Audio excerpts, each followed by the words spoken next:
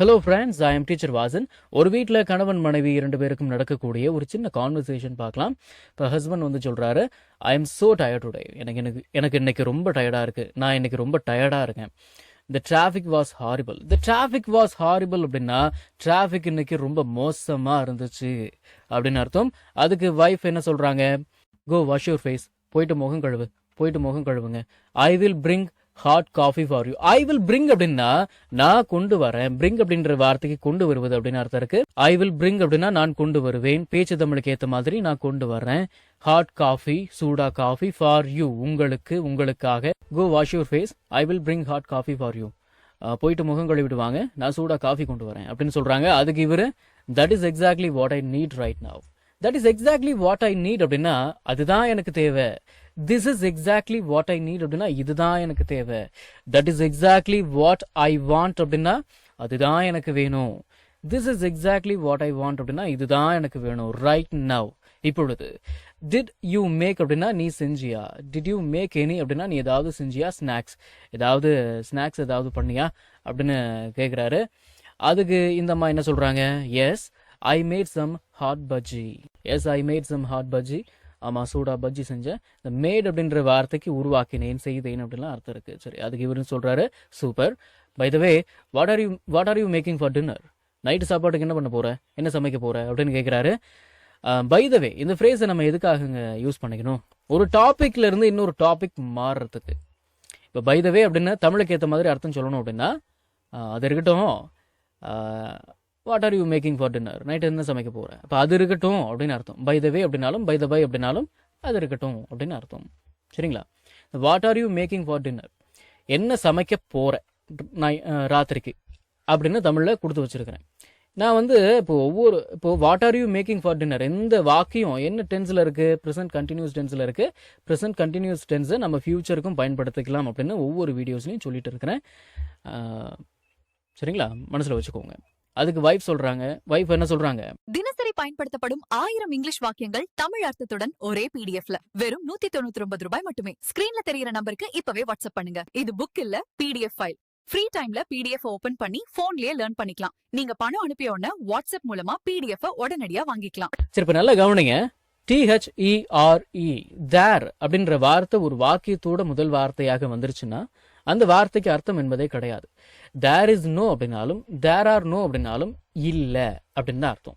சரிங்களா? தேர் are no vegetables அப்படின்னா காய்கறிகள் இல்லை.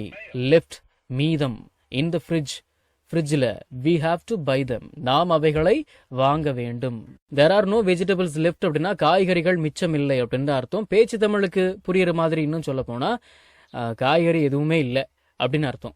இந்த ஃப்ரிட்ஜில், we have to buy them, நாம் அவைகளை வாங்க வேண்டும். தெம் அப்படின்னா அவைகளை, அவர்களை அப்படின்னு அர்த்தம். இட்டோட ப்ளூரல் ஃபார்ம் தெம். அப்போ தெம் அப்படின்றது எதை குறிக்குது, காய்கறிகளை குறிக்குது. இந்த அம்மா இப்படி சொன்ன உடனே அவர் கொஞ்சம் கோபம் ஆயிட்டாரு. சொல்றாரு பாருங்க, why didn't you tell me, ஏன் என்கிட்ட சொல்லலை. If you had told me அப்படின்னா நீ என்கிட்ட சொல்லி இருந்தா ஐ வுட் ஹாவ் பாட், நான் வாங்கி இருப்பேன். தெம் அவைகளை, எவைகளை, காய்கறிகளை. ஆன் த வே, வர்ற வழியில. Why didn't you tell me, if you had told me I would have put them on the way. ஏன் என்கிட்ட சொல்லலை, சொல்லியிருந்த வர்ற வழியில வாங்கிட்டு வந்திருப்பேன் அப்படின்னு சொல்றாரு. அதுக்கு இந்த மாதிரி என்ன சொல்றாங்க, ஐ டோட்டலி ஃபர்காட், நான் மறந்தே போயிட்டேன், சாரி, மன்னிச்சிருங்க.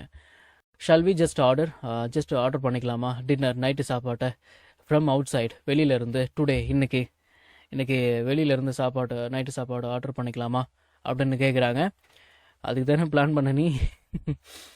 ஓகே, அதுக்கு இவர் என்ன சொல்கிறாரு, ஓகே ஃபைன், சரி okay, what to you want, என்ன வேணும் உனக்கு அப்படின்னு கேட்குறாரு. அதுக்கு இந்த மாதிரி என்ன சொல்கிறாங்க, I will just have a dosa, நான் ஒரு தோசை மட்டும் சாப்பிட்டுக்கிறேன்.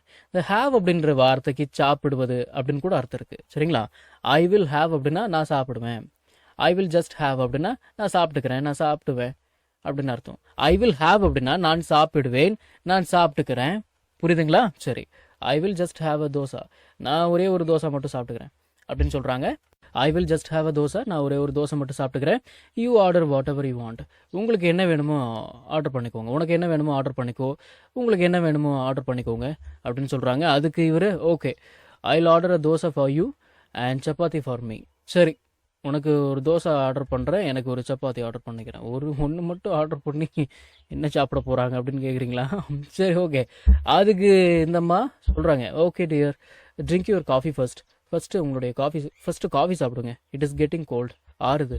இட் இஸ் கெட்டிங் கோல்ட் அப்படின்னா அது ஆறிக்கொண்டிருக்கிறது. எது? காஃபி. நம்ம தமிழ்ல பேசக்கூடிய அன்றாட வாக்கியங்களை இங்கிலீஷ்ல இப்படி பேசலாம்னு சொல்லி ஒரு 1000க்கும் மேற்பட்ட ஆங்கில வாக்கியங்களை தமிழ்ல மொழிபெயர்த்து ஒரு 5 பிடிஎஃப் நான் ரெடி பண்ணி வச்சிருக்கேங்க. ஒரு பிடிஎஃப் பிரைஸ் வந்து பாத்தீங்கன்னா 50 ருபீஸ். ஆனா இந்த 5 பிடிஎஃபையும் நீங்க 250 ரூபாய் கொடுத்து வாங்க தேவையில்லை.